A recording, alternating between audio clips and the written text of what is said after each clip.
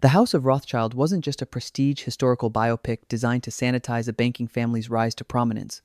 It was a desperate gamble by Hollywood's emerging power players to launch a direct ideological counterattack against Nazi anti-Semitism at the exact moment Hitler seized control of Germany, a film so audacious in its mission that it would later be hijacked, distorted, and weaponized by the very regime it was created to oppose. What began as George Arliss's personal project became the cornerstone production for a brand new studio, betting everything on a non-Jewish actor playing Jewish characters at the most dangerous moment in modern history. What was supposed to be a celebratory portrait of Jewish financial triumph became mired in controversy, censorship battles, and the uncomfortable truth that even anti-Semitic art could be twisted into propaganda. And what audiences watched as an elegant Technicolor finale, concealed behind the scenes production chaos, last-minute script rewriting, and a director collapse that almost derailed everything. Over the next few minutes, we're revealing 20 wild, controversial, and completely unknown facts about the House of Rothschild, the studio warfare, the Nazi appropriation, the script battles, the casting disasters, and one bonus fact that reveals the most shocking truth about this film's entire legacy. Number 20. Nazis stole footage from the film without permission for anti-Semitic propaganda. This isn't just historical irony. This is documentary proof of how the movie Zanuck created to combat anti-Semitism became a weapon in the hands of anti-Semites. In 1940, 6 years after The House of Rothschild premiered, Nazi propagandist Joseph Goebbels released The Eternal Jew, an infamously vicious anti-Semitic documentary designed to dehumanize Jewish people and justify their persecution. Goebbels didn't shoot original footage. He stole scenes directly from Arliss's film. He extracted specific sequences without permission, without consent, without any notification to the copyright holders. He then recontextualized them, reframed them, weaponized them into evidence of everything he claimed to hate about Jewish people. The irony is crushing. A film made to demonstrate Jewish dignity and perseverance was literally dismantled and reconstructed as proof of Jewish corruption. The Nazis saw something in Arliss's portrayal, the focus on financial manipulation, the depiction of hidden wealth, and harvested it for their genocidal campaign. This is the ultimate production disaster. Zanuck couldn't control what happened to his film once it entered the world. Number 19. Darryl Zanuck refused Goebbels' suggestion to show the film to the Nazi government for approval. Before the film was even finished, before it premiered, before audiences saw it, there was a suggestion from the Hays Office, the censorship body that regulated American cinema. One of the Hays Office's most powerful officials, James Wingate, reviewed the screenplay and found nothing objectionable. In fact, Wingate went further. He suggested that Zanuck show the completed film to a representative of the German government. Get their input. Let them approve it. Essentially, invite Nazi censors to control the narrative around a Jewish family biopic. Zanuck refused. Point blank, he said no. He understood that letting Goebbels' representatives touch this film would compromise its entire message. Whether he wanted to make a political statement against Nazism or simply protect his film's artistic integrity, Zanuck made the decision that mattered. He refused to let the regime that was actively persecuting Jews have editorial control over a story celebrating Jewish success. That decision, made quietly behind studio doors, became the dividing line between a film about Jewish courage and potential propaganda for the regime's anti-Semitic agenda. Number 18. Arliss wrote 14 pages of script notes, demanding the filmmakers enlarge the anti-Semitism theme. George Arliss wasn't just the star of the House of Rothschild. He was the creative force driving the entire production. He read the original play by George Herbert Wesley in 1931. He became obsessed with it. When he brought it to Zanuck's attention, he came with specific demands about what the screenplay needed to achieve. Arliss sat down and wrote 14 pages of detailed script suggestions, not casual notes, not gentle ideas, specific prescriptive notes about how to enlarge the anti-Semitism theme throughout the narrative. He wanted the persecution more visible. He wanted the injustice more explicit. He wanted audiences to understand the systemic hatred that Jewish people faced. Arliss understood that a sanitized version of this story would be useless. If you're going to make a film about Jewish dignity in the face of persecution, you have to show the persecution. The early draft screenwriters, Maud T., Howell, and Sam Mintz, incorporated his suggestions. They made the Jewish ghetto scenes more brutal. They made Count Ledrance's anti-Semitism more pointed. They connected the historical oppression to the contemporary moment. What audiences saw on screen wasn't a studio compromise. It was Arliss's vision, shaped by his conviction that cinema had a responsibility to directly confront hatred. Number 17. Warner Brothers owned the play rights and forced Zanuck to buy them back. In 1931, George Arliss was under contract at Warner Brothers. He wanted the studio to acquire the rights to George Humbert Wesley's play Rothschild. Jack Warner's studio bought it. They owned it. They controlled the rights. Then Arliss's contract ended. He left Warner Brothers. He went to work with Darryl F. Zanuck at the newly formed 20th Century Pictures. But the play was locked at Warner Brothers. Zanuck couldn't make the film without those rights. So he had to negotiate. He had to buy the rights from Warner Brothers for money from a rival studio. This wasn't a simple transaction. This was leverage. This was Warner Brothers extracting payment from a competitor who desperately wanted to make this specific film. Zanuck paid. He had to. Because Arliss, the star, the creative force, had his heart set on this story. That purchase became the foundation for everything that followed. Without that negotiation, without Zanuck's willingness to pay, The House of Rothschild never gets made. The film exists because one studio beat another studio to the rights, then had to sell them back at a premium. Number 16. Alfred Worker collapsed during production, and Sidney Lanfield had to step in as replacement director. The House of Rothschild wasn't a stable production. Disaster struck midway through shooting.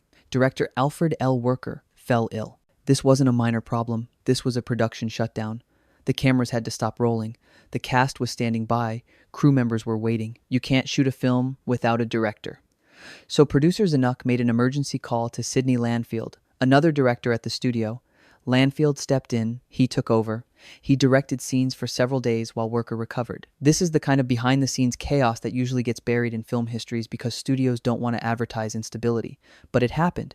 The film's direction shifted, if only briefly, from one vision to another. When Worker returned, he resumed control. But those days under Lanfield's direction remain documented, uncredited, barely acknowledged, but real. The Technicolor finale that audiences remember as the film's crowning achievement might have been shaped partly by an emergency directorial substitution. This is the human reality of filmmaking in the 1930s. There were no safety nets, there was no backup plan. You improvised, and you survived. Number 15, The Hays Office. Initially had objections to depicting anti-Semitism so explicitly. Censorship in 1934 America was brutal and unpredictable. The Motion Picture Production Code, enforced by the Hays Office, controlled virtually everything that appeared on screen. Violence, language, sexuality, political messaging, religious themes, everything was scrutinized. When the House of Rothschild arrived for review, the censors had concerns. Not about anti-Semitism itself, but about depicting anti-Semitism so explicitly. There was fear that showing persecution too clearly might provoke anti-Semitic audiences or seem like the film was pushing a Jewish agenda. The script had to navigate this impossible middle ground, condemn anti-Semitism without being too obvious about condemning anti-Semitism, show Jewish suffering without being accused of special pleading. Zanuck and his team fought with the Hays Office. They pushed back. They argued for the film's necessity. Eventually, they won. The Hays Office approved the screenplay, but those battles, those censorship negotiations, shaped the final film. The compromises made behind closed doors during script review affected every scene about persecution. This is how cinema works in repressive environments.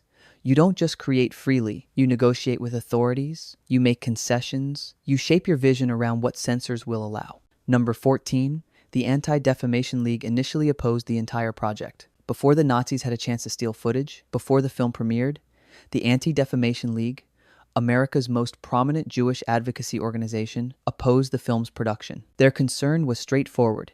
Casting a non-Jewish actor, George Arliss, to play Jewish characters was fundamentally offensive. It was appropriation. It was a Christian actor inhabiting Jewish identity for entertainment and profit. The Anti-Defamation League voiced this opposition publicly. They had power, they had influence. If the Anti-Defamation League formally opposed the film, it could damage box office. Jewish audiences might boycott. Communities might pressure theaters not to show it. This was real institutional pushback. But the filmmakers didn't cancel. They didn't cave. Instead, Zanuck and Arliss engaged with the Anti-Defamation League. They made their case. They argued that Arliss had a track record of playing Jewish characters. He'd played Shylock and Benjamin Disraeli on stage and screen. They explained the film's political purpose. They demonstrated that the script was thoughtful and respectful. Eventually, the Anti-Defamation League's opposition shifted. By December 1933, the B'nai B'rith Messenger, a major Jewish publication, publicly endorsed the film. That endorsement changed the conversation. It transformed the project from something potentially exploitative to something politically necessary. That shift didn't happen because the film was perfect. It happened because Zanuck did the hard work of persuasion. Number 13. The final sequence was one of the first films ever shot in 3-strip Technicolor.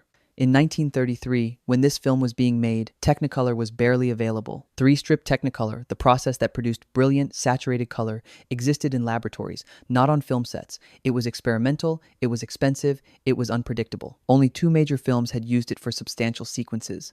Metro-Goldwyn-Mayer's The Cat and the Fiddle, released February 1934, and this film. The House of Rothschild's climax, the knighting scene, the investiture where Rothschild finally receives the recognition he's been denied his entire life, was shot in this cutting-edge, barely tested color process. The decision wasn't accidental. The finale needed to be visually triumphant. The Technicolor made it transcendent. Those colors, the reds, the golds, the richness, elevated the moment from a plot resolution to a visual statement. Nathan Rothschild walks into that ceremony as a man who'd been rejected, humiliated, denied respect. The Technicolor announces his vindication in color. You can see his triumph. The technical innovation served the narrative, and it's one of the reasons that final scene lingers in memory long after other sequences fade. Number 12. Zanuck's sheepdog appeared in the film without anyone being credited for its appearance. Production is expensive. Extras cost money. Animal handlers cost money. If you need a dog in a scene, you either rent one or you borrow one. Zanuck had a sheepdog. It appeared in the film, someone spotted it, maybe during a set visit, maybe during dailies, and decided it worked perfectly for a background element. So they kept it in the shot. No formal agreement, no credit in the titles, just Darryl F. Zanuck's personal pet, casually embedded in the production history of one of the year's biggest films. This is the kind of detail that film historians find decades later and can't quite believe, but it's documented. It happened. A famous film's cast list includes a studio mogul's sheepdog because nobody thought to exclude it. It's a reminder that even prestige productions operated with a certain informality about what made it into the frame. Number 11, they cast John Blystone to direct, then removed him before production began. Throughout 1933, Darryl Zanuck was negotiating with John Blystone to direct The House of Rothschild. Blystone was experienced. He'd worked on major productions. Zanuck announced the deal. Blystone was attached. Then something changed. The decision was reversed. Blystone was removed before cameras even rolled. Alfred L. Worker became the new director. There's no public explanation. There's no documented conflict. But in September 1933, Blystone was out. Worker was in. Was there a creative disagreement? Did Arliss lobby for a different director? Did Zanuck change his vision for the film? The production file gives no answers. What remains is the fact of the swap, a directorial change made so quietly that most film history doesn't even acknowledge Blystone was ever attached. This happens constantly in Hollywood production. Projects shift, personnel change, but it's invisible to audiences and often invisible to the historical record. Number 10. This film almost disappeared entirely from cinema history.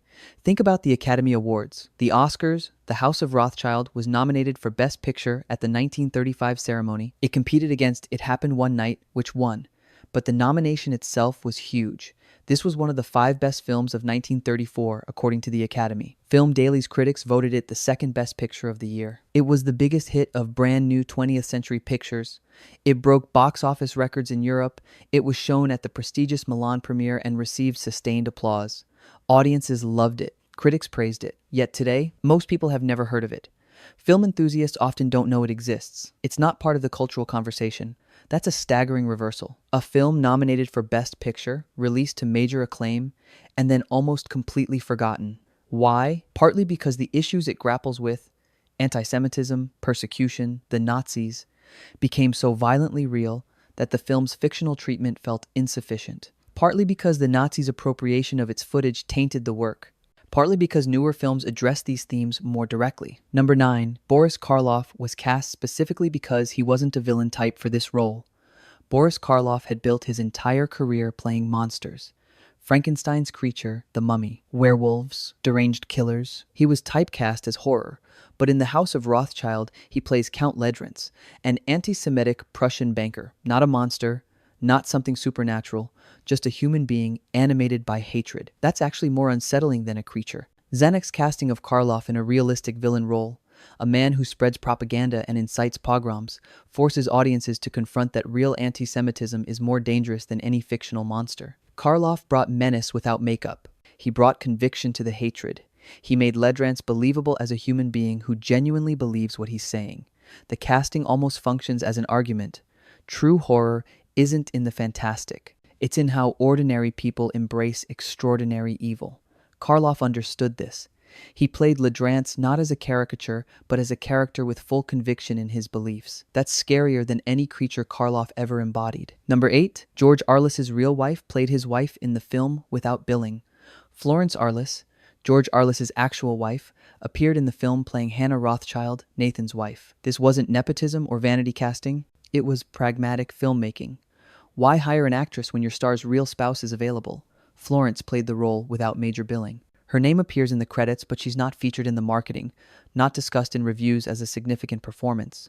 She's simply there, bringing domestic realism to the Rothschild household. The presence of a real married couple on screen, speaking to each other as spouses, with actual chemistry and history, adds texture that even skilled actors pretending to be married can't replicate. You feel the weight of their actual partnership. That's not something you can fully act, it's something you live. Number 7. C. Aubrey Smith reunited with Arliss for the first time in 31 years. C. Aubrey Smith played the Duke of Wellington opposite Arliss's Nathan Rothschild. Smith was a legend, a British stage and film actor of the highest caliber. But what audiences didn't know was that Smith and Arliss had performed together on the London stage in 1903, 31 years before this film, 3 decades. They'd spent their entire careers in different continents, different mediums, different circles. Then both ended up in Hollywood in 1934, and Zanuck recognized the potential of reuniting them. That history, invisible to American audiences who'd never seen them on stage together, created a subtle dynamic. 2 veterans of the theater, now in their 60s, performing together again. There's a recognition between them, a mutual respect. Smith's performance as Wellington, nearly stealing the show from Arliss, carries the weight of their shared history, even if viewers don't consciously perceive it. Number 6. The script went through multiple rewrites with constant pressure to add more anti-Semitism content. The screenplay wasn't locked early, it evolved. Maud T. Howell and Sam Mintz wrote the early drafts, incorporating Arliss's 14 pages of suggestions. But as production approached and the political situation in Germany deteriorated, there was constant pressure to sharpen the anti-Semitic content. Not to justify it, but to confront it more directly. Howell, working with Zanuck's notes, kept expanding the scenes depicting persecution. She made Count Ledrantz more prominent, his hatred more explicit. She worked to make the connection between historical German anti-Semitism and contemporary Nazi anti-Semitism clearer. The screenplay was never static. It was responsive to the escalating crisis in Europe. As Hitler's regime moved from rhetoric to action, the House of Rothschild became more explicitly a response. The final screenplay, credited to Nunnally Johnson, is actually the product of multiple writers and multiple revisions, all attempting to balance the need for dramatic storytelling with the political urgency of the moment. Number 5. Wardrobe and makeup tests were shot separately before production officially began. This was common in major productions, but it's worth noting because it reveals the meticulous planning. Assistant director Ben Sylvie directed separate tests specifically for wardrobe and makeup. Cinematographer Harry Perry shot additional tests. Ray Renahan shot a Technicolor test specifically for the finale sequence. Before a single scene of the actual film was shot, there were weeks of preparation. Tests to get the costumes right, tests to get the makeup right, tests to understand how the new Technicolor process would behave. This isn't wasted time. This is professionalism. This is understanding that a film of this scale and importance requires preparation that most films skip. These tests would later inform every decision made on set. They'd prove invaluable when Worker fell ill and Landfield had to step in as director. The tests meant everyone understood the visual language. Number 4. Reginald Owen played the real Chancellor of the Exchequer without knowing the historical details. Reginald Owen appeared as Herries, the Chancellor of the Exchequer. This wasn't a fictional creation. Herries was real. He actually held that position circa 1815. But Owen played him without significant historical research, based on a fictional dramatization. The film puts words in the real Chancellor's mouth. The filmmakers dramatize conversations that may never have happened. It's cinema's standard approach to historical figures. Use the real name for authenticity. Dramatize the conversations for narrative. Owen delivered the performance without worrying about the historical record. He trusted the screenplay. He played Herries as written, not as the real man might have spoken or behaved. This is how biopics work. They claim authenticity through real names and real events, then take massive creative liberties once the cameras roll. Number 3. Loretta Young had to play Nathan's daughter, despite the historical Julie Rothschild not existing. Julie Rothschild, played by Loretta Young, is fictional. Nathan Rothschild never had a daughter named Julie. The film invented her specifically to create a romantic subplot. Julie falls for the Gentile officer Captain Fitzroy, creating conflict with her father's anti-Semitic traditions. The romantic tension between Jewish identity and assimilation becomes personal through this fabricated relationship. Young brings genuine warmth to the role, making Julie feel real, even though she never existed. The historical Nathan had daughters but not Julie. He had Hannah, who married the real Captain Fitzroy, but years after Waterloo, not before, the filmmakers compressed history, invented characters, and rearranged timelines to create dramatic narrative. Young's performance is so convincing that viewers accept Julie as historical fact. This is the power of cinema to reshape history through compelling storytelling. Number 2. The film was so popular in Mexico City that it ran for 26 weeks at a single theater. The House of Rothschild wasn't just successful in America, it was a phenomenon internationally. In Mexico City, it became a cultural event. A single theater played the film for 26 consecutive weeks.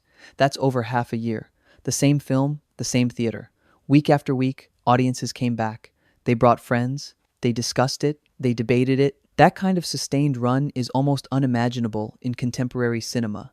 It speaks to how much the film resonated across cultural and national boundaries. The story of Jewish perseverance and triumph against systemic oppression transcended language and geography. Mexican audiences, facing their own political turmoil and social instability during this period, found something in Rothschild's story that spoke to their circumstances. The film's success in Mexico City surpassed its success in major American markets. That geographical shift in audience reception says something about where the film's political message landed most forcefully. Number 1. Zanuck refused to allow even pre-release showings to Nazi representatives. Before releasing the film, before the public saw it, the Hays Office official James Wingate suggested one final step. Screen it for German government representatives. Get their feedback. Address their concerns. This wasn't innocent curiosity. This was censorship by another name. Wingate was essentially suggesting that Zanuck submit his film to Nazi approval before allowing American audiences to see it. Zanuck refused. Not diplomatically. Not with a promise to consider it, but a flat refusal. He would not show this film to Nazi representatives.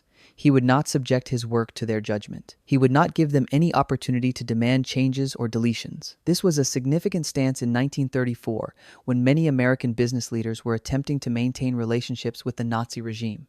Many wanted to keep German markets open for commerce. Many saw anti-Semitic policies as regrettable, but not worth destroying profitable relationships. Zanuck said no. He released the film in America without Nazi approval. He accepted the financial risk. He prioritized artistic integrity and political conviction over market access. Bonus fact: Goebbels released his own competing remake in German that actually made Rothschild more sympathetic. The theft of footage wasn't Goebbels' only response to the House of Rothschild. In 1940, German studios released Die Rothschilds, The Rothschilds' Shares in Waterloo, an official Nazi remake of the same story. This wasn't a tribute. This was a direct ideological competitor designed to show how the Nazis would tell the Rothschild story. But something strange happened in production. Despite the propagandistic intent, despite the anti-Semitic context, the German film actually made Rothschild a more sympathetic character than Zanuck's American version did. The Nazi remake gave Nathan Rothschild intelligence, cunning, and genuine conviction. The character wasn't a monster in their version. He was a worthy adversary. The irony is devastating. Propaganda made by the Holocaust architects accidentally created a more flattering portrait of a Jewish banker than the anti-Nazi American film did. This speaks to the complexity of how art gets appropriated and recontextualized. Even films made to demonize can accidentally humanize. Even propaganda can't completely erase the dignity of its subjects. The House of Rothschild was released into a world on fire. Within a year of the premiere, Hitler's anti-Semitic policies would escalate. Within 5 years, genocide would begin. The film's hopeful message about Jewish perseverance and eventual triumph would be drowned out by the sound of trains carrying people to camps. The knighting scene that Zanuck filmed in glorious Technicolor Rothschild, finally receiving recognition and respect, would become an artifact of a world that was about to violently reject everything the film celebrated. Yet this makes the production even more significant, not less. Zanuck and Arliss made this film knowing something terrible was coming. They felt the pressure of the moment. They pushed for stronger anti-Semitism content in the script precisely because they could see where history was headed. They refused to show it to Nazi representatives because they understood what the Nazis would become. They didn't make this film in a vacuum. They made it as an act of resistance, however limited and imperfect. The film was then weaponized by the regime it opposed.